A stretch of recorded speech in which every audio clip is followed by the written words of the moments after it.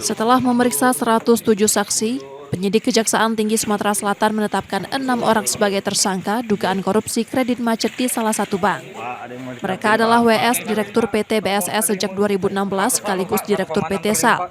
MS Komisaris PT BSS periode 2016-2022, DO Junior Analis Kredit pada Divisi Risiko Kredit Kantor Pusat Bank, ED Akun Officer dan Relationship Manager Agribisnis periode 2010-2012, RA Relationship Manager Divisi Agribisnis periode 2011-2019, serta ML Junior Analis Kredit tahun 2013. Kasus ini bermula saat WS mengajukan kredit investasi kebun inti dan plasma atas nama PT BSS senilai Rp765 miliar.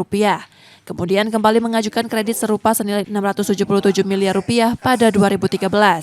Dalam prosesnya, tersangka diduga memasukkan data fiktif dalam dokumen pengajuan kredit, sehingga dana yang dikucurkan tidak dapat dikembalikan alias macet. Akibat perbuatan tersebut, negara mengalami kerugian hingga Rp1,6 triliun.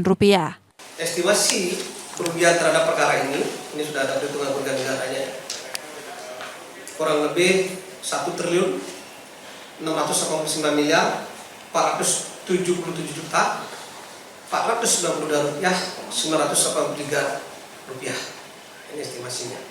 Dan sampai saat ini sudah dilakukan suatu penyitaan aset yang sudah dilakukan pelelangan oleh penyidik sebesar 506 miliar 150 juta.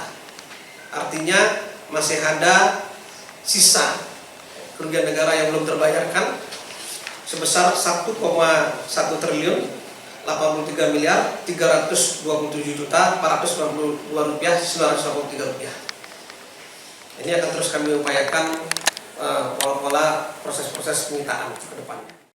Para tersangka kini ditahan di rutan Pak Jo Palembang selama 20 hari ke depan. Sementara penyidik terus mengembangkan kasus ini untuk menelusuri kemungkinan keterlibatan pihak lain termasuk oknum di bank tersebut. Yudi Kiswanto, Kompas TV, Palembang, Sumatera Selatan.